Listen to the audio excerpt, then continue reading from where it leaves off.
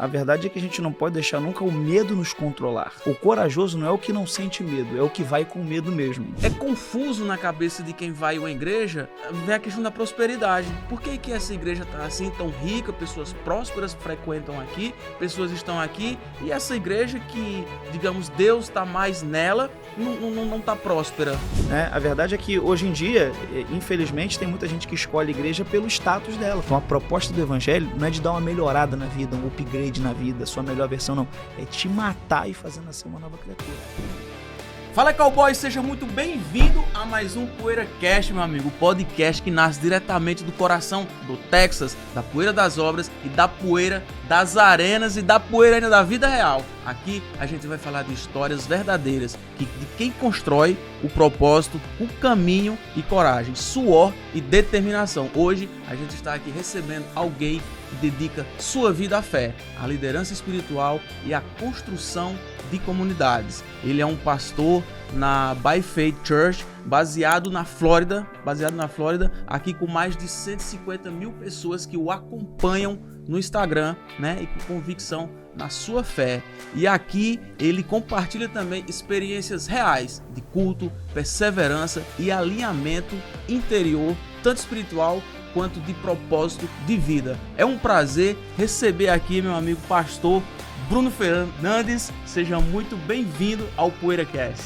Obrigado, Fagner. É uma alegria estar aqui no PoeiraCast, é uma alegria... Pastor Bruno! É uma alegria estar que aqui honra. com o Túlio, é uma alegria, é uma amizade que a gente está se conhecendo agora, mas eu creio que vai ser muito frutífera. Tenho certeza. Eu creio que é a primeira de muitas, né? Esse nome, como eu cheguei aqui, eu perguntei, é um nome muito sugestivo, poeira. Porque o homem é feito da poeira. Exato. A Bíblia diz em Gênesis que é do pó da terra que a gente é criado, e é pro pó da terra que a gente volta. E nesse processo de sair do pó e voltar pro pó, tem o que a gente chama de vida, né? Deus cria o homem do pó e sopra nele o fôlego de vida. Então, esse nome é bem sugestivo, bem interessante. Então, muito bom estar aqui pela primeira vez aqui com vocês no Texas. Já tinha vindo ao Texas outras vezes, para outras atividades, mas é muito bom estar aqui. A gente passou praticamente o dia juntos, né? Organizando algumas coisas. Então, muito bom estar aqui com vocês. Eu espero que seja um episódio muito abençoador para quem está do outro lado, para que essas pessoas entendam a espiritualidade para além da religião. Antes Amém. da gente falar, então, pastor de ministério, de igreja, Instagram, quem é o Bruno quando o culto acaba, quando a câmera desliga? O Bruno marido, o Bruno amigo, quem é o Bruno? O Bruno é o filho de Deus que encontrou Jesus e Jesus deu significado e sentido para a sua vida. Esse Bruno que encontrou Jesus vive uma vida para aquele que morreu por ele. Então, é nisso que eu acredito. Eu procuro viver a minha vida para que Deus seja glorificado através dela. Eu entendi o que Jesus fez por mim e agora eu acredito que o amor para ser a Vera tem que ser recíproco. Então, como ele me amou com grande amor, eu tento retribuir isso em forma de gratidão a Deus, sendo o melhor pai que eu posso ser, sendo o melhor marido que eu posso ser, sendo o melhor cidadão que eu posso ser, sendo o melhor amigo que eu posso ser, sendo a melhor pessoa que eu posso ser, né? Eu entendi esse amor e tento retribuir esse amor no próximo. Amém. Então, esse aí é o Bruno, filho de Deus, salvo por Jesus Cristo. Amém, amém. Glória a Deus. Aleluia. Alegria. Se me der a Bíblia, vira um culto. Eu sei que você canta. Vambora. Isso daí. Eu adoro e eu glorifico a Deus. Canta também, ó. Bom demais. Você sabe que as maiores lideranças e há muitas pessoas hoje, a maioria dos artistas que tem muita expressividade começaram no ambiente da igreja. Não há um lugar melhor para desenvolver o ser humano do que a igreja. Eu praticamente nasci no evangelho, mas com 15 anos eu tive uma experiência com Cristo e aí, a partir de 15 anos, com 16 eu já liderava outros adolescentes. Uau. E aí eu trabalhei em todos os departamentos que você puder imaginar de uma igreja. Então isso desenvolve muitas pessoas. Desenvolve a capacidade de falar em público, desenvolve a capacidade de liderar, desenvolve empatia. Quando você lidera pessoas, ainda mais no ambiente de igreja, você se torna responsável para que aquela pessoa não vá para o mundo, não se perca, não se frustre. Então, não há um ambiente melhor para desenvolver o ser humano do que a igreja. Afora o lado espiritual, que obviamente é o primordial e principal, há um contexto social que é fundamental para uma pessoa, e a igreja desenvolve muito. É só você olhar pro ramo, por exemplo, da música, né? Michael Jackson, Elvis Presley, e qualquer grande nome que você for pensar aí, começou na igreja, se desenvolveu na igreja, se descobriu na igreja. Isso é muito real, porque eu sou filho de pastor. Uau, né? que Então, legal! Eu cresci na igreja, né? Cresci na igreja desde os meus 8 anos de idade. Uau. Eu fui líder do grupo de louvor, fui líder do grupo de jovens. Eu comecei a pregar muito cedo, eu pregava nas igrejas com 10 anos de idade, eu tava no púlpito pregando. Que bênção, Né? Então Túlio. meu pai me colocava com culto, com uma responsabilidade lá. Eu fui líder do grupo de teatro da igreja, que a gente tinha essa parte artística lá que eu já gostava, né? Sempre assim, né? Eu ia pros eventos missionários, sempre gostei. Então a igreja é meu pai, né? Meu pai pra mim é um dos maiores pastores. Amém. Eu admiro muito meu pai, porque meu pai, ele não foi só um pastor, ele foi meu melhor amigo em todas as Uau. fases da minha vida. E ele nunca me tirou do altar nas minhas piores fases.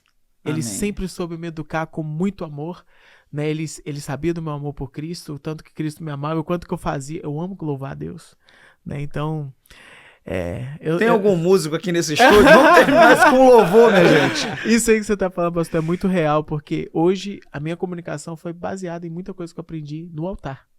Amém. Altar. Amém. Desenvolve a gente, desenvolve as pessoas. A minha filha, ela tem 13 anos e já está liderando outras crianças. Uau. Então, você sabe que um dos maiores medos que os seres humanos têm é falar em público.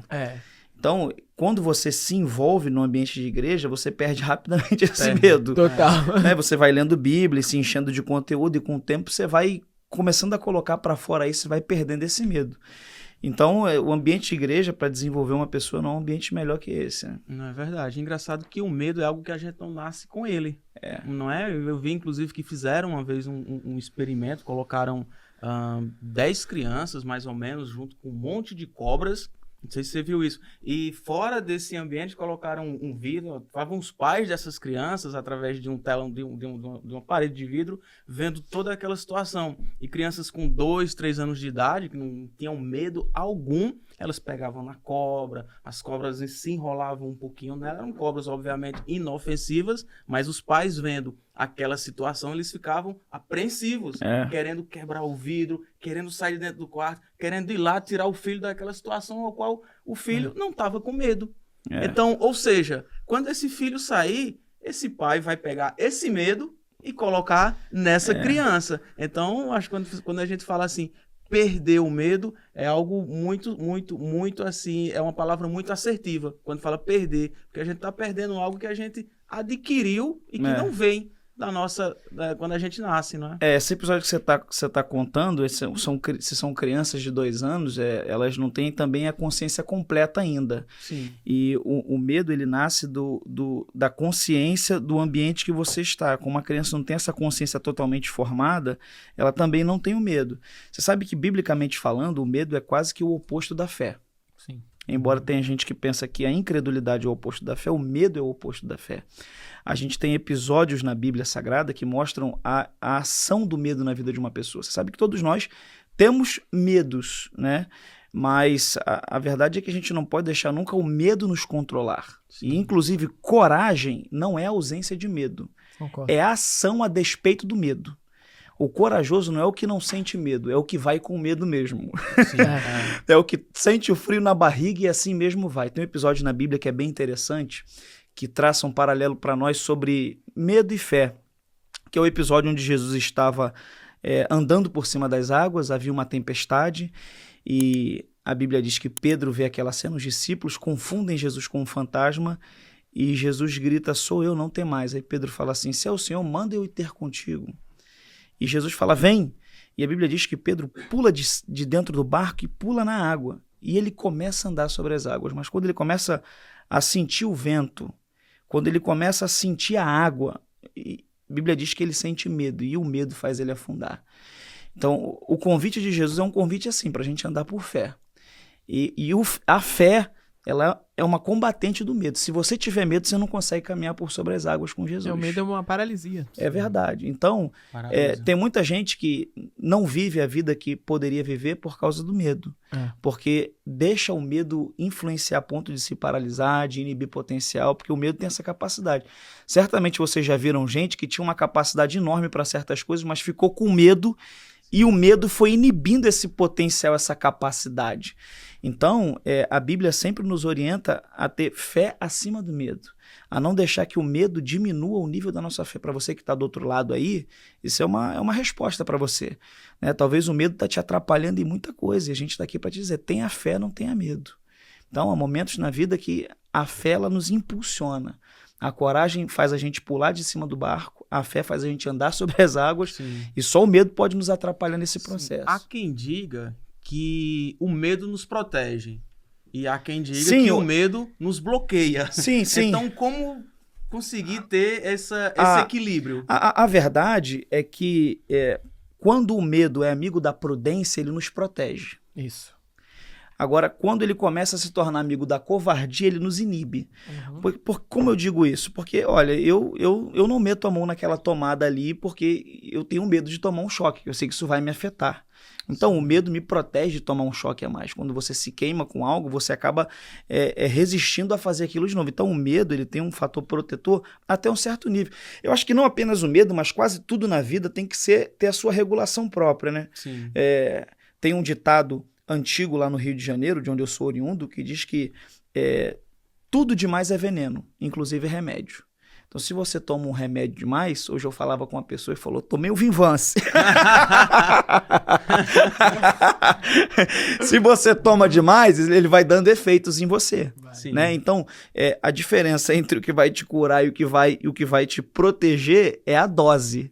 Então, o medo ele tem que ter a dosagem certa. Né? Você não pode deixar o medo ser um inibidor de potencial na sua vida. Então, quando Jesus convida a gente para pular do barco, cara, é para pular e andar pela fé. E não é para ter medo. Sabe que a gente que chegou aqui nos Estados Unidos, né, nós que imigramos, muitos de nós que imigramos, a gente rompe e consegue atravessar um filtro de não ter medo ou de não ser dominado pelo medo. Porque geralmente quem tem medo fica no Brasil.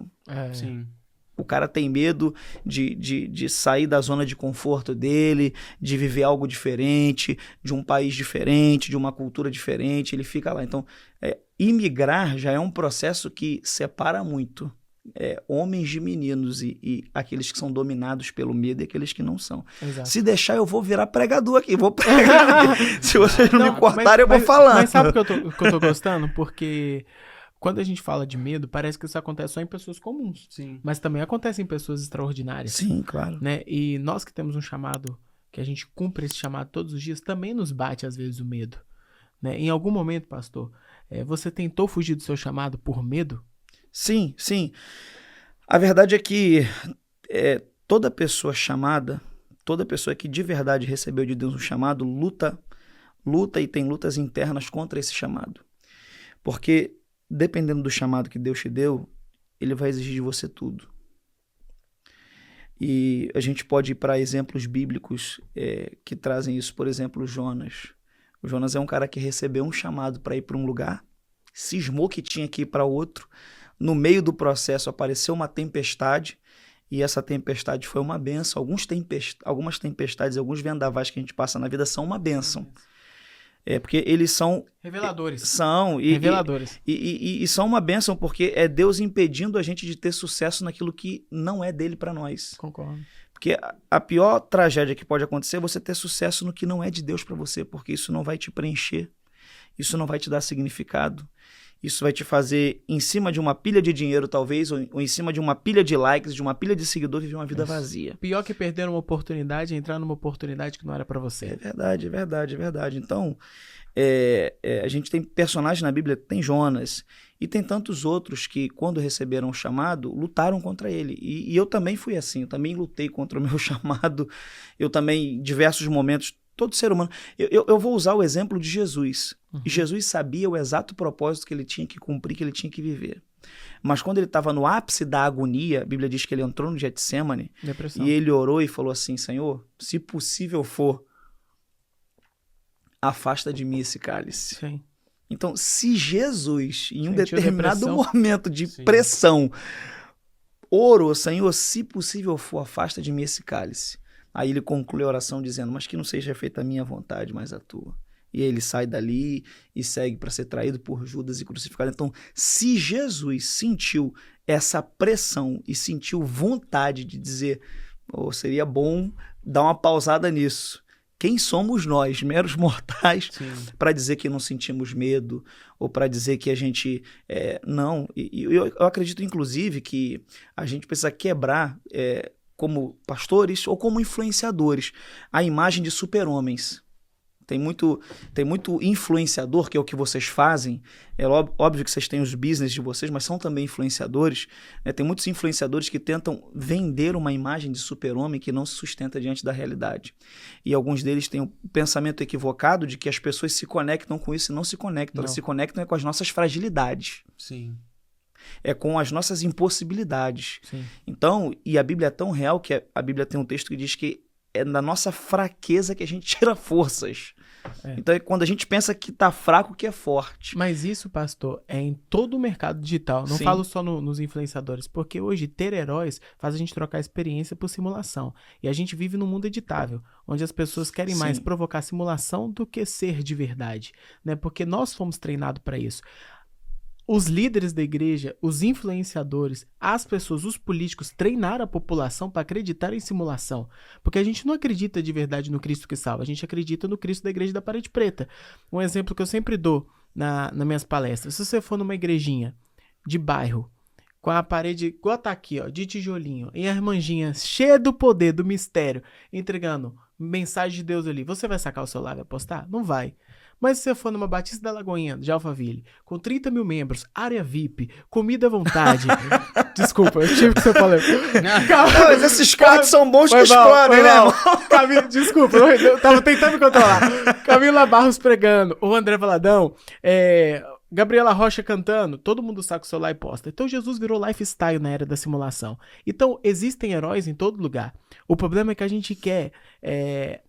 justificar. A igreja é a maior justificadora de coisas que existe, em vez de assumir responsabilidades. E eu concordo em certo ponto com isso, porque a igreja também é contenção, né? Porque tem muita gente que está ali dentro que nunca vai cometer certos atos porque está contido dentro de muitas coisas que a igreja ensina que precisa conter. Por isso que ecossistemas como o do Marçal também funciona, né? Que usa uma bolha já pronta, uma bolha existente, para poder fazer as pessoas concordarem que é algo que já existe. E ali manter todas as pessoas centralizadas no ensinamento só, né? Então, essa troca pela simulação, ela é algo que faz com que líderes como nós mantenham o controle sobre as pessoas com que a gente precisa.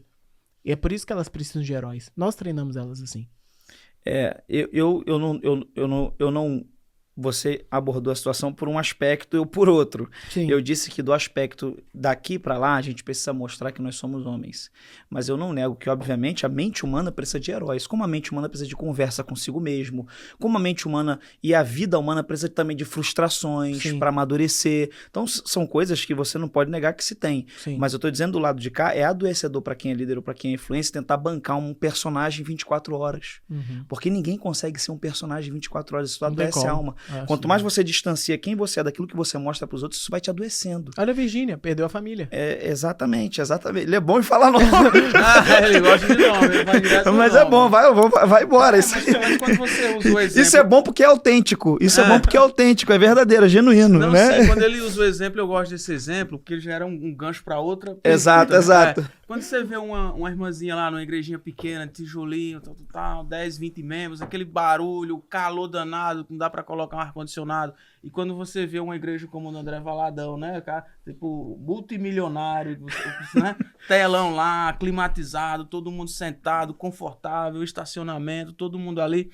É confuso na cabeça de quem vai a uma igreja pra ver a questão da prosperidade. Por que essa igreja está assim, tão rica, pessoas prósperas frequentam aqui, pessoas estão aqui, e essa igreja que, digamos, Deus está mais nela, não está próspera? Eu acho que primeiro você tem que fazer uma divisão aí, para explicar isso, eu preciso primeiro explicar para vocês que existem duas igrejas. Sim. Existe a igreja organização e a igreja organismo. Sim, concordo. A igreja organismo é que Jesus falou. Para Pedro lá, é uma sentença de Jesus para Pedro, em Mateus 16, 18, ele diz assim: pois eu também te digo que tu és Pedro, sobre esta sentença, sobre esta pedra, que eu sou o Cristo, Filho de Deus vivo, eu edificarei a minha igreja, Jesus disse, e as portas do inferno não prevalecerão contra ela. Então existe a igreja espiritual, que é o corpo místico de Cristo, que é a junção de templos do Espírito Santo. E eu vou dar uma explicação sobre isso, que é muita gente que fala besteira com relação a ser igreja na internet, porque o Novo Testamento trata a igreja sempre no coletivo. E individualmente nós somos templo do Espírito Santo. Então, na Bíblia, igreja é o coletivo de templo, assim como o cardume é o coletivo de peixe, como o alcaté é o coletivo de lobo, colmeia é o coletivo de abelha. Então, quando templos do Espírito se reúnem, eles formam a igreja. E isso é espiritual. Você pode ser de uma denominação, ele de outra, eu de outra. Então, primeiro a gente tem que separar isso, o que é a igreja espiritual, o corpo de Cristo. Essa igreja espiritual tá na Lagoinha, tá na igrejinha pequena, e eu sou oriundo de uma igreja pequena. Minha avó era dirigente de círculo de oração na Assembleia de Deus. Também. Então, tá na igrejinha pequena, tá na igreja grande, tá na igreja de médio porte. O corpo de Cristo é isso aí. Agora, tem instituições, né, que aí eu digo que a igreja é a organização, que é diferente da igreja organismo. Quando o processo é saudável, a organização serve o organismo. A empresa. Exato. Ela existe para servir o organismo. E quando é que ela começou? Começou na Bíblia, em Atos dos Apóstolos, capítulo 6. A Bíblia diz que começou a crescer a quantidade de pessoas que iam aderindo à fé e recebendo a fé, e começou a haver uma confusão de organização. Algumas viúvas eram deixadas de lado, os lugares de assentos eram confusos, e aí os apóstolos uniram e falaram assim, vamos fazer o seguinte, escolhe aí 7 homens cheios do Espírito Santo, vamos estabelecer uma organização aqui, a gente vai ficar com a oração e com a palavra, e eles vão organizar tudo, e foram os primeiros diáconos. Então, ali nasce a igreja organização, que ela serve para organizar, né, e para facilitar o organismo. Sim. Por exemplo, se a gente começa a reunir pessoas aqui, a gente precisa de uma organização, a gente precisa alugar um lugar. Esse lugar, eu não quero sentar no banco, se eu puder sentar num banco acolchoado, eu não sento num banco duro. Sim. Se eu puder estar num lugar com ar-condicionado, eu não vou estar num lugar sem ar-condicionado. Isso é uma questão de coerência. Então, a organização, ela serve para isso, para servir o organismo. Quando é que o processo se perde? É quando a organização se serve do organismo. O processo se perde quando a igreja templo e CNPJ massacra a igreja corpo de Cristo. Posso dar um exemplo disso? Que agora você tá me dando muitos gatilhos. Meu Deus. Então vai. Eu prometo que eu vou ser rápido. Então vai. Eu vejo que... Eu escrevi sobre isso no meu livro novo, Narcisismo Digital, onde que depois de tantos anos frequentando ecossistemas, andando com famosos, líderes religiosos, cantores, enfim, eu escrevi esse livro falando sobre como funcionam os bastidores e como isso tornou muito narcisista, né? Tem num dos capítulos que eu falo sobre neuroplasticidade, eu falo sobre as 2 identidades. A identidade de Cristo, que ela não é modelada, ela existe, ela é o eu sou, que é o que Deus colocou na gente, e a de barro, que é a que a gente modela por conta dos ambientes, por conta das as músicas que a gente escuta, das novelas que a gente assiste, do que a gente consome. O excesso de consumo modela essa identidade de barro, né? Por isso que a gente precisa da conexão com a identidade verdadeira, que é a identidade de Cristo. Só que hoje a gente vive num mundo onde que nós aprendemos a controlar a identidade de barro das pessoas, a modelar elas, por conta desse mesmo exemplo que você deu, por conta do ar-condicionado, por conta da cadeira acolchoada, por conta do telão de LED, por conta do microfone e por conta do que eu sei vender na internet. Se eu falar que eu sou multibilionário, se eu falo que eu sou multibilionário, se eu coloco todos esses elementos e ainda coloco Deus, eu vendo até para aquela pessoa que não acredita em nada do que eu falo, né? Então, existe essa modelagem hoje no mercado de hoje. O que acontece? Você está falando de um processo. Se amanhã ou depois um ser humano fizer exatamente essa coisa que você está fazendo, vai conseguir vender muita coisa. Vai. Cara, mas isso não sai com vida. A parada do evangelho é vida. Paulo disse, eu não fui para vocês com palavras persuasivas ou de sabedoria humana, mas com manifestação de espírito e poder. Porque o evangelho é vida. Mas se eu tiver por isso que tem pessoas... templos gigantescos. Sim. Com muita gente que é adepto, mas não gente que é transformada. Eu concordo, pastor. Mas se eu tiver, por exemplo, 50 pessoas que geram vida nesse ecossistema, mas eu não sou o cara que gera vida, mas eu tenho um ecossistema disso. Entendeu? Essas pessoas, elas vão dar a característica que precisa para gerar vida. Porque, vou usar até um exemplo bobo, pode parecer até matuto. Assim como Deus usou a mula, vamos ter 50 pessoas servindo, entregando vida. Mas não quer dizer que aquele líder está fazendo a mesma coisa. Eu vejo muito isso hoje. Prejudica muitas vidas a longo prazo, né? Que a curto prazo a gente não vê tanto isso. Sim. Mas a longo prazo eu vejo muitas pessoas se desviando, muitas pessoas se machucando, muitas pessoas sendo separadas, muitas pessoas sendo divididas, né? E eu não vejo Cristo nisso. A igreja tem crescido e junto com isso cresce de tudo. Infelizmente, né? Então existem igrejas bíblicas sérias, líderes bíblicos sérios, homens de Deus, e pessoas que começaram bem o processo, se perderam por causa da fotografia, por causa do status, por causa do seguidor, por causa do dinheiro. Então, esse processo, infelizmente, acontece. Sim. Agora, cabe a cada um que está do outro lado vendo escolher um lugar com discernimento. Um lugar que talvez não seja o mais confortável para o seu ego, mas seja o mais próximo da Bíblia. Né? A verdade é que hoje em dia, infelizmente, tem muita gente que escolhe igreja pelo status dela, como você mesmo falou na fala anterior. E eu estava explicando que a igreja tem a igreja de organização e a igreja de organismo. E igreja é ideia de Deus, é um projeto de Deus. Concordo. Né? E a gente cria a organização, que Deus não criou a organização, a gente cria a organização para ela facilitar o organismo, o ajuntamento de pessoas. E essa organização muitas vezes se perde, líderes também se perdem. Mas assim como tem muita gente se perdendo, Otúlio, também tem muita gente se encontrando, também Sim. tem muita gente de Deus, também tem muita gente séria, Concordo. também tem muita gente... Infelizmente, o que ganha a mídia, muitas vezes, o que ganha as páginas de fofoca gospel e tudo mais, são os líderes que são maus exemplos, porque parece que dá mais clique você trazer um escândalo do que falar que um determinado líder construiu uma casa para ajudar uma pessoa. Dá mais like você mostrar que um líder caiu em adultério, por exemplo, e traiu a própria esposa, do que você falar que um líder restaurou um casamento. Dá mais like, infelizmente. Então, isso é um sistema que vai se retroalimentando e cria a ilusão de que a maioria não presta, de que a maioria são pessoas ruins, e não é. Da experiência que eu tenho vivido, eu conheço tanta gente tão cheia de Deus, tão parecida com Jesus, que não tem 1000 seguidores na rede social, mas você olha no rosto dela, você vê o brilho do Espírito Santo. Sim. Então, é dessas pessoas que a gente deve se aproximar, entendeu?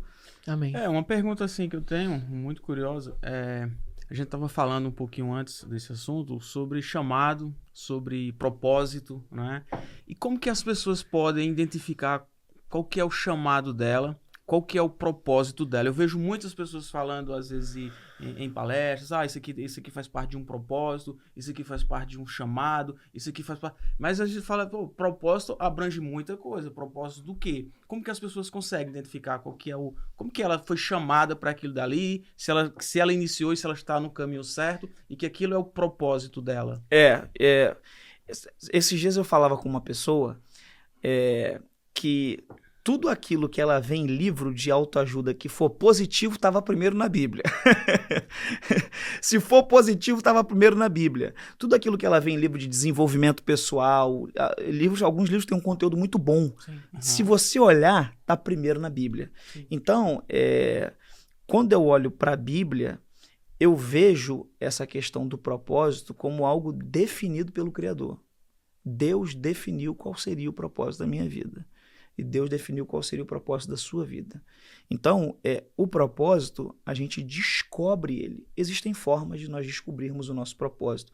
Tem um pastor que é já saudoso, já morreu, chamado Myles Munroe, e ele foi o primeiro a dizer isso e argumentar isso. Depois um monte de gente pegou isso e jogou na internet como se fosse dono dessa fala, que geralmente o que te incomoda está ligado ao seu propósito.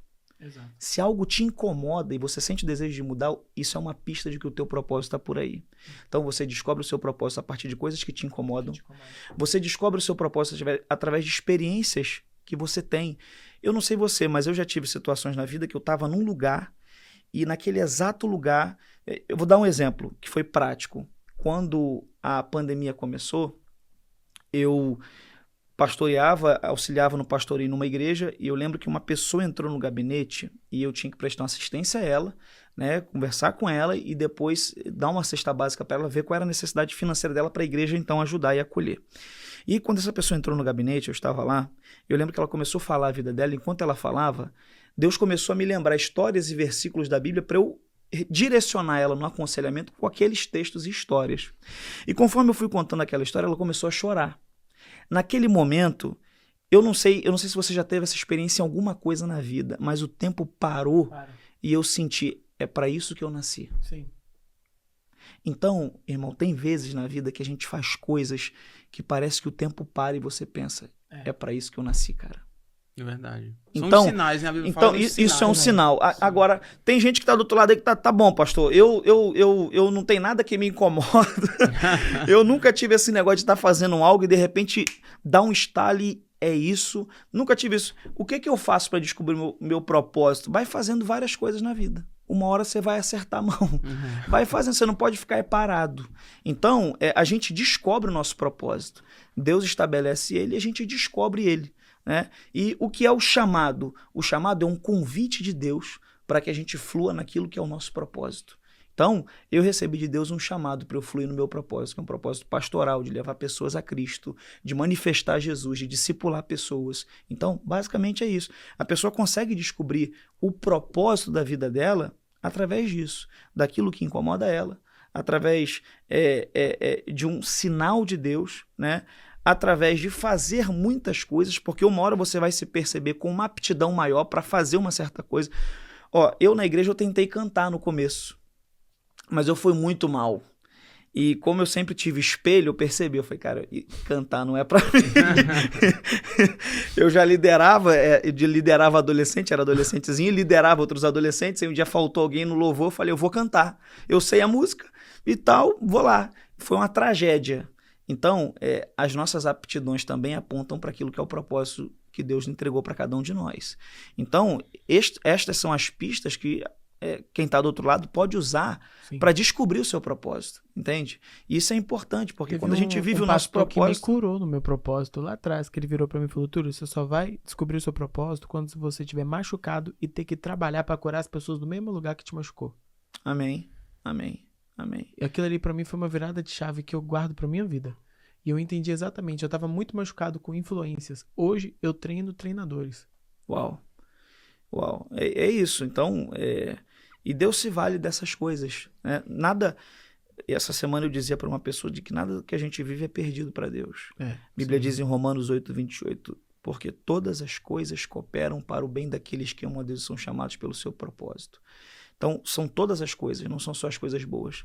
Até as coisas que são ruins, que a gente percebe que foi uma ferida, talvez uma frustração, talvez uma derrota, Deus aproveita isso de algum modo na nossa vida, para que através disso a gente seja um canal na vida de outras pessoas. Amém. Então, o papo do propósito é esse o caminho. Eu, como mero brasileiro, sempre fui católico, né? Quando você não tem religião, você pergunta qual que é a sua religião, você fala católico. O pessoal dizia muito católico não praticante, né? Católico não... católico, né? Católico. E meus pais católicos, meus pais eram mais de ir para a igreja mesmo. Meu pai e minha mãe, uma vez por mês, iam sim a uma missa. Não tinham muito aquele costume de levar os filhos ali para chamava e tudo, mas não tem aquele costume como os crentes têm, o evangélico tem, de pegar no braço e dizer vamos, e o menino vai ali desde que tá na barriga da mãe, né? Porque a mãe tá indo, então desde que tá na barriga da mãe tem esse costume, e eu não tinha. Então eu passei, quando eu cheguei aqui nos Estados Unidos, logo no início, passei por momentos aqui muito difíceis, muitos desafios aqui no início, né? Momentos de pensar em desistir, momentos de ser resiliente. E foi quando eu estava fazendo um trabalho com um pastor, que eu estava ajudando esse pastor nesse trabalho, ele me convidou para ir na igreja dele. E ele falou, vamos lá na minha igreja para você conhecer, para você ir. Vou nada, pastor. Eu, na minha cabeça, o pastor tá querendo o meu dízimo, tá querendo uma parte do meu dinheiro daqui, não vou não. E ele ficou insistindo e eu fui. E na primeira vez, terminou o curso, tal, tudo bem. Depois, um mês depois, ele ficou ali plantando, fui de novo. E comecei a gostar daquele negócio. Comecei a gostar sério e passei aí todos os cultos. Eu ia, tinha um culto, era na sexta-feira, então eu ia todos os cultos, trabalhava até 5, 6 horas da tarde, o culto era às 8, chegava em casa, só dava tempo ali comer e já ir pro culto, né? E eu comecei a chegar mais cedo, inclusive na igreja que eu já ligava o som, já ligava o ar-condicionado, já passei a cantar, fazer parte do grupo. Já passei... A gente faz um dueto aqui. Olha aí, estamos descobrindo talentos. Sim, já passei. Tutu.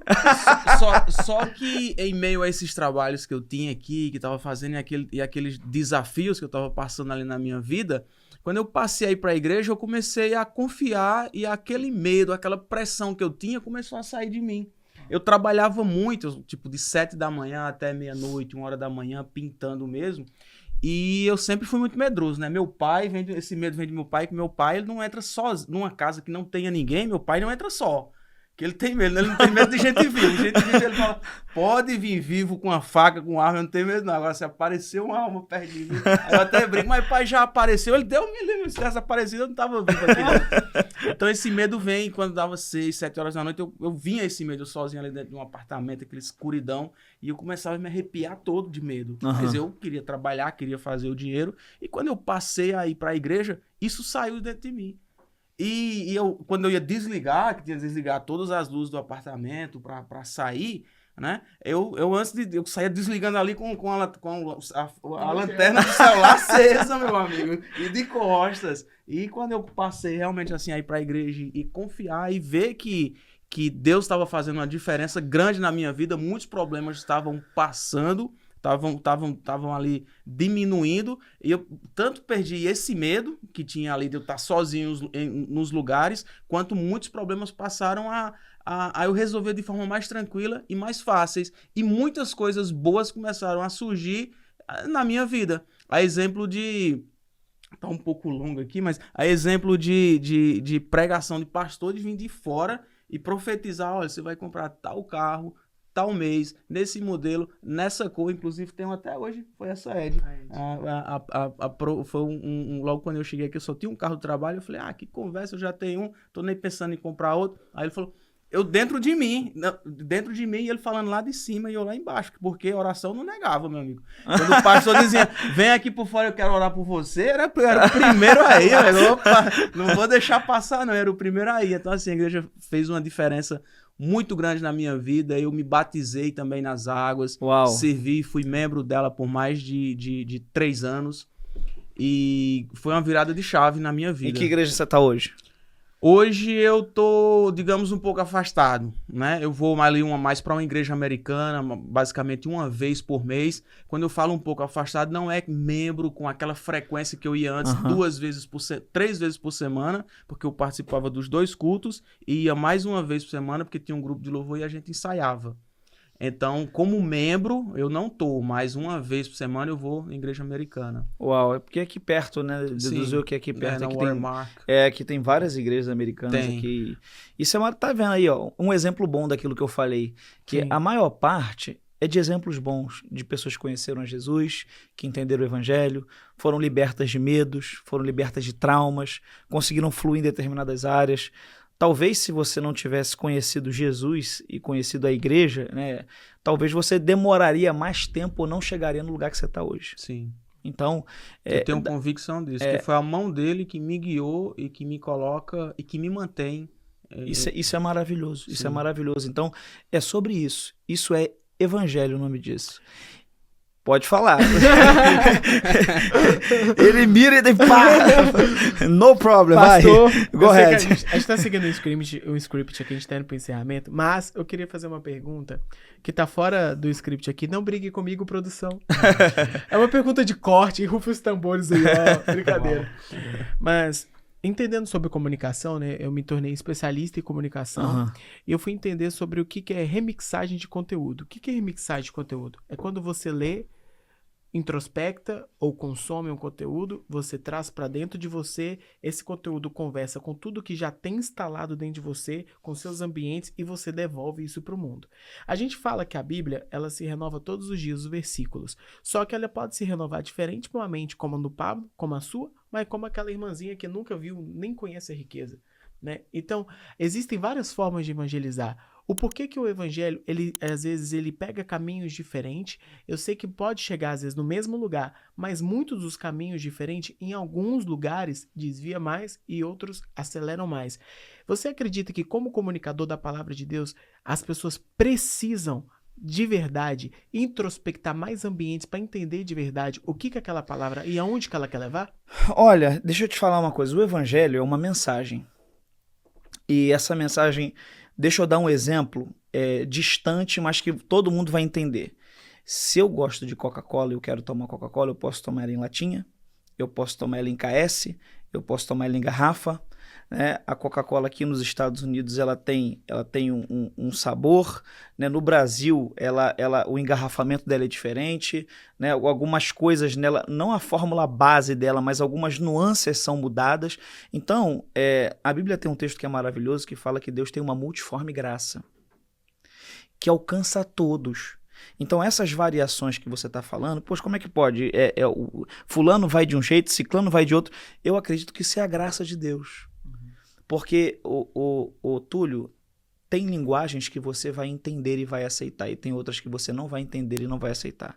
Talvez você nunca vai gostar de tomar uma Coca-Cola latinha, mas uma KS que é de vidro, você vai achar maravilhosa. Então, o desejo de Deus é te trazer para perto. O desejo de Deus é que você ouça a mensagem, o conteúdo dela. E o que é o cerne da mensagem? João 3,16.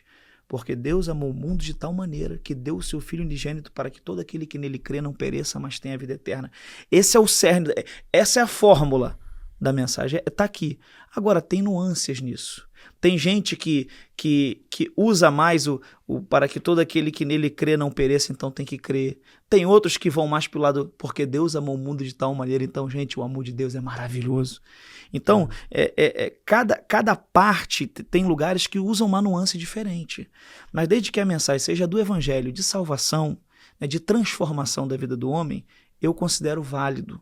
Né? Eu tenho uma linguagem, né, de um pastor mais contemporâneo, mas de uma raiz mais assembleana, que é a minha origem, Assembleia de Deus.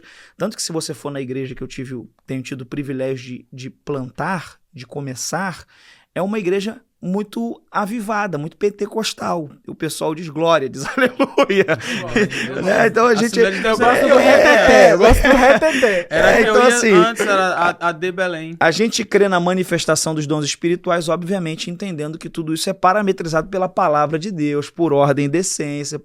Então, assim, eu acredito assim. Então, por que tem, como você perguntou, cada jeito de... Se for a mensagem do evangelho de salvação, irmão, tá válido. Tá válido, porque o americano tem uma linguagem para falar aqui. Eu, como brasileiro, tenho uma outra linguagem para falar com o imigrante. Eu, antes de vir morar nos Estados Unidos, eu preguei muitas vezes aqui em muitas igrejas. Recebia convites para pregar muito aqui, pregava muito aqui. E aí, depois que eu vim para cá, comecei a morar e plantei uma igreja, eu fiz um retrospecto e falei, quanta besteira eu falei, porque eu não entendi a linguagem do imigrante. Pastor, eu não estava aqui. Então, você não acha que isso divide muitas pessoas, não? Porque, por exemplo... Divide por falta de maturidade, de falta de percepção. Quando a gente olha para a Bíblia, a gente percebe, por exemplo, que Paulo tinha um ministério entre os gentios e que Pedro tinha um ministério entre os judeus. Houve algumas contendas e brigas entre eles. Em Gálatas capítulo 2 a gente vê isso, uma briga entre Paulo, que é um expoente do evangelho, e Pedro, que era o líder da igreja.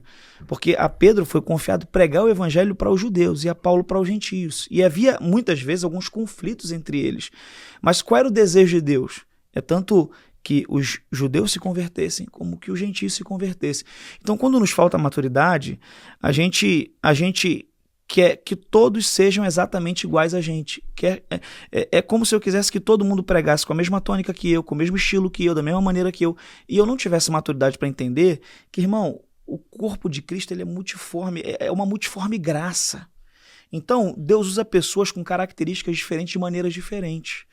No nosso corpo, por exemplo, faz de conta que a gente tem um exemplo que até um outro pastor, que a gente estava conversando, acho que essa semana ele deu. Nós temos 2 tigres. Um do mal e um do bem. Você vai escolher qual dos dois você vai alimentar dentro de você.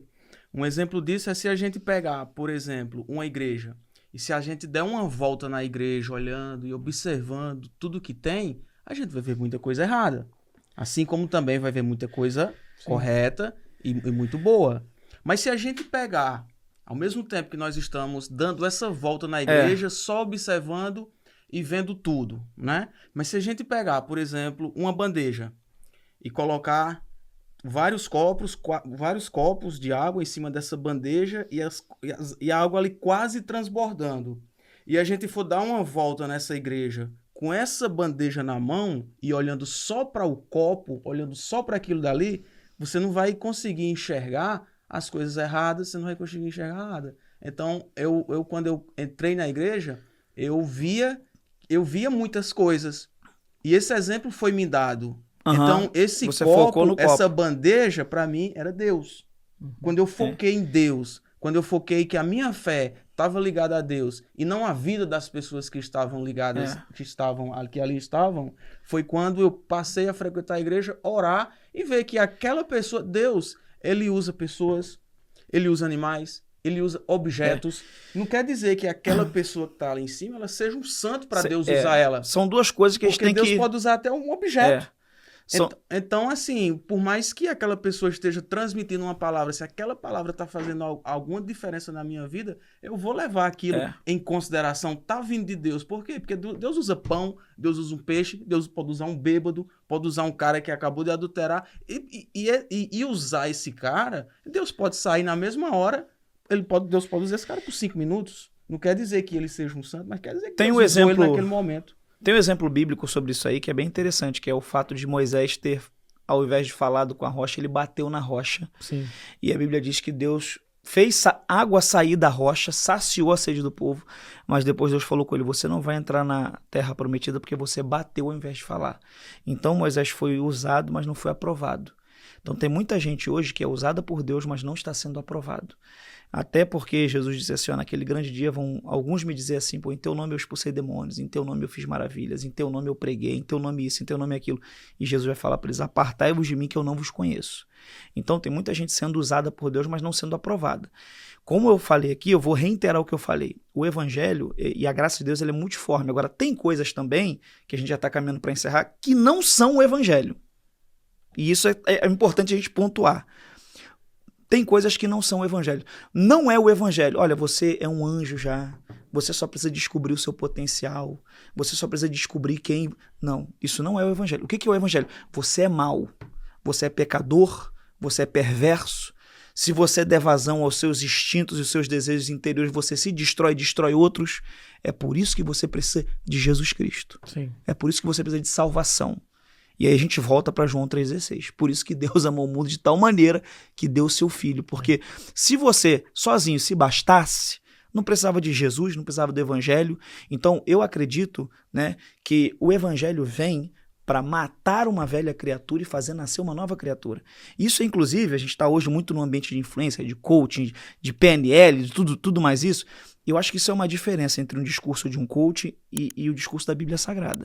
Porque o discurso de um coach é de melhoramento da vida, a partir de processos que o cara começa a acordar mais cedo, se organizar, e o evangelho não é um melhoramento da vida, o evangelho é matar a sua velha vida e te dar uma nova vida. Por isso a Bíblia diz, quem está em Cristo, nova criatura é, as coisas velhas se passaram, que tudo se fez novo. Então a proposta do evangelho não é de dar uma melhorada na vida, um upgrade na vida, a sua melhor versão, não. É te matar e fazer nascer uma nova criatura.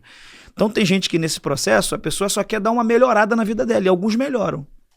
Sim. Mas infelizmente não entenderam que o evangelho não é uma melhora na vida. O evangelho é a gente morrer para o mundo e viver para Deus. A pergunta que eu te fiz, pastor, não foi nem em teor pessoal, né? Foi mais em teor teórico e técnico da comunicação, né? Porque quando eu comecei a enxergar isso não acontece só na igreja, acontece em todos os mercados. Claro. Né? E quando eu falei com você sobre esse ponto da comunicação, é porque esse ponto ele consegue guiar muitas mentes. E se existe uma tribo que é mais forte do que a outra, mesmo que elas contemplem o mesmo evangelho, mas ela tem uma liturgia diferente, uma regra diferente da outra, e ela tem públicos diferentes, massas diferentes, o que essa daqui sai e escandaliza, a daqui pode cancelar. Entendeu? Porque ela tem mais massa, ela tem mais volume, né? Então, quando eu te perguntei, que acho que ficou faltando só essa resposta, você acha que as pessoas também que lideram pessoas dentro da igreja precisam de treinamento também para entender esse poder da massa que estão na mão delas? Claro, quando Deus chama a gente para algo, a gente tem que se preparar para esse algo para o qual Ele nos chamou. Sim. Eu fiz teologia, em teologia a gente tem prática pastoral, eu fiz pela Faculdade Unidas de Vitória. Então, quando a gente faz teologia, tem prática pastoral, tem psicologia pastoral. Então, a gente tem que se preparar para o ministério que Deus nos chamou. Então, pessoas precisam de treinamento? Sim. Resposta curta, grossa e categórica. Se Deus chamou, você precisa ser treinado. Agora, você tem que entender que área você precisa ser treinado e quem vai te treinar nessa área. Né? Isso é uma verdade. E saber separar as coisas. Porque um pastor não é um psicólogo. Então, eu uso recursos, eu tenho recursos de um psicólogo, eu posso participar de um treinamento, me aprofundar, fazer até um curso de psicologia, mas eu tenho que entender que eu sou um pastor. Que quando eu estou no púlpito, a minha ferramenta não é Freud, Lacan, a minha ferramenta é a palavra de Deus. Então, é essa diferença que a gente tem que entender. Agora, precisa de treinamento? Precisa. Eu estou o tempo todo me aperfeiçoando. Eu participo de eventos de liderança, eu participo de eventos de saúde emocional. Já fiz, né, até alguns eventos aí que todo mundo conhece, para eu entender como é que era e para ver no que aquilo me agregaria. Então, tem muita gente também que tem preconceito. Isso é um outro lado da moeda. O cara acha que Deus chamou ele e a sua Bíblia. Só que não, eu acredito que a gente tem que treinar, tem que se capacitar, né, tem que procurar melhorar. E eu acredito muito nisso. Sim, precisa. Eu, quando cheguei aqui nos Estados Unidos, eu trouxe muitos costumes do Brasil. E um deles era aquela cervejinha do final de semana. Né? Só que quando eu quando eu entrei na igreja, aquilo começou a me incomodar. Né? Mas eu gostava do sabor da cerveja. Né? Ainda gosto do sabor da cerveja. E aí eu passei a tomar a cerveja sem álcool. Passei a tomar uma cerveja sem álcool. E eu falei, pastor, tô tomando a cervejinha aqui sem álcool, tem problema? Não, meu filho, que é isso? Você não pode trazer cerveja sem álcool pra igreja, não. Ele falou que não podia. Porque tinha os momentos lá, né, quando terminava, tinha algum evento na igreja, se reuniam ali pessoas, sempre tinha algum evento. E eu perguntei ao pastor se eu podia levar uma cerveja sem álcool. Ele falou, não, meu filho, você não pode trazer uma cerveja sem álcool pra cá, a gente bebe. O pastor era meio gordinho, ele bebia muita Coca-Cola, refrigerante, ele bebia demais. Eu disse, pastor, então me diga uma coisa. Se lançar hoje uma Coca-Cola com álcool, o senhor vai parar de beber a que não tem álcool? Aí ele ficou sem conseguir me dar muito essa resposta. O que você tem pra... Assim, com relação à bebida... tem coisas, irmão, que eu não tenho um texto bíblico que proíba a pessoa terminantemente de, por exemplo, tomar um vinho, uma taça de vinho. Eu não tenho um texto bíblico, até porque o primeiro milagre de Jesus foi transformar água em vinho. Eu tenho textos bíblicos que me ensinam a modéstia, eu tenho textos bíblicos que me ensinam a moderação, que me ensinam que se eu for fazer algo que escandalize o meu irmão, é melhor que eu não faça. Sim. E eu tenho textos bíblicos também que me mostram que às vezes eu renuncio coisas que não são propriamente dito um pecado, mas é por causa da fé que eu recebi. Eu, por exemplo, quando eu iniciei o ministério pastoral, eu comecei a aconselhar muita gente que tinha problema com bebida. E eu não achava errado tomar uma taça de vinho, mas quando eu comecei a aconselhar essas pessoas, eu mesmo me disciplinei e falei, eu nunca mais vou colocar um vinho na minha boca. Não é porque eu acho que eu vou pro inferno se eu tomar uma taça, não é porque eu acho que alguém vai, é porque eu escolhi isso. Porque eu entendo também uma coisa, irmão, uma fé que não te custa nada não vale nada. Não tem que abrir mão de nada, tá tudo... Então, irmão, não vale nada a sua fé. Se você não tem que abrir mão de nada por causa daquilo que você acredita, não valeu de nada. Então, onde é que fica o temor? Exatamente. Então tem coisas que são particulares. Com relação à bebida, é assim que eu enxergo. Eu poderia dar uma de religioso aqui e falar, todo pecado vai tudo pro inferno. Mas não é isso. Eu não tenho um parâmetro bíblico para dizer que... Eu tenho para dizer que a Bíblia orienta a moderação, orienta a modéstia, orienta que se você vai fazer isso e isso se torna uma pedra de tropeço para alguém, para que você não faça, não apenas com bebida, com outras coisas também. Então, a Bíblia me dá parâmetro para isso. Me mostra um exemplo de embriaguez na Bíblia, que é Noé, quando ele sai da arca, a Bíblia diz que após o dilúvio ele se embriagou, ficou nu, foi uma confusão na casa dele. Então, quando você olha hoje o cenário de bebida, né, de bebida alcoólica, cara, elas fazem muito mais mal do que bem, eu te garanto isso. Sim. Então, assim, se eu posso orientar alguém, eu oriento sempre a não beber. Eu oriento sempre a não beber. Pastor, se eu tomar uma taça de vinho com a minha esposa na minha casa, eu vou pro inferno? Eu não tenho como falar isso pra pessoa. Eu não posso falar isso porque não tá na Bíblia isso. Agora, eu posso falar pra ela que se isso leva ela a pecar, se tomar essa taça relembra ela coisas que ela viveu no passado, se uma taça já faz ela perder a noção de si, pegar o Instagram, o WhatsApp... Aprisiona ela de novo, né? Exato, é melhor que não faça. Sim. É a orientação que a gente sempre dá. Então, a Bíblia diz um texto que eu encerro com ele, tudo me é lícito, mas nem tudo me convém. Sim. Entende? Então, o pastor lá que você falou, ele tem que também cuidar para não tomar muita Coca-Cola, né? É prejudicial também. Também é prejudicial também. Pastor, muito obrigado pela sua presença aqui. Ganhou meu respeito. Eu agradeço vocês. Fico muito feliz. Não que isso seja relevante para o senhor, mas para mim eu respeito poucos líderes religiosos hoje. Então, Parabéns. Amém, obrigado. Se você pudesse deixar uma mensagem para quem está cansado da fé. O evangelho não é uma religião, o evangelho é um estilo de vida. E você que cansou de... Talvez você foi ferido num lugar, talvez você foi ferido por um líder, né? Não se feche a novas experiências. Porque se uma pessoa te feriu, uma outra pessoa pode te curar. Porque o mundo não é só de pessoas más e de líderes maus. O mundo também há muitas pessoas boas, também há muitos líderes idôneos, verdadeiros. Então não se feche. Você pode acabar perdendo muitas coisas e deixar de viver muitas coisas em Deus por um trauma, e por se fechar a novas experiências. Se dê uma nova oportunidade com a Igreja de Jesus.